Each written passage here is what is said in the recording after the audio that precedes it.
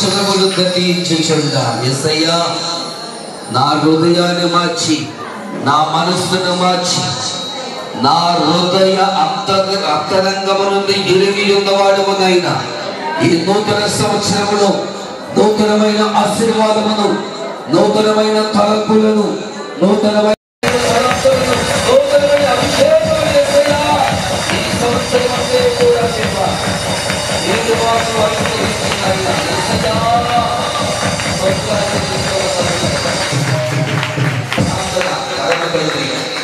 నీ పాద సన్నిధిలో స్తోత్రాలు ఇదిగో మరొక కుమారు నీ పాద సన్నిధిలో, నీ పాద సన్నిధిలో యేసయ్యా నీ నామమును బట్టి స్తోత్రాలు చెల్లిస్తూ ఉన్నాం.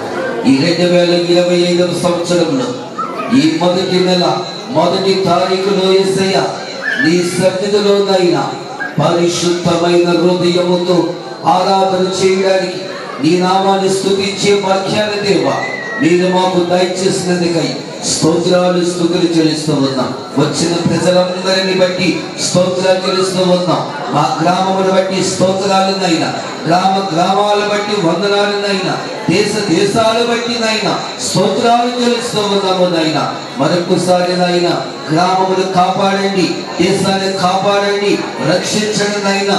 ఈ సంవత్సరం అంతా కూడా బిడ్డలను, కుటుంబాలను ప్రభువా దైవ హస్తముతో కాపాడి నడిపించి భద్రత, విముక్తి, విడుదల, క్షేమాన్నినైనా ప్రతి బిడ్డకు దయచేసి నడిపించునైనా.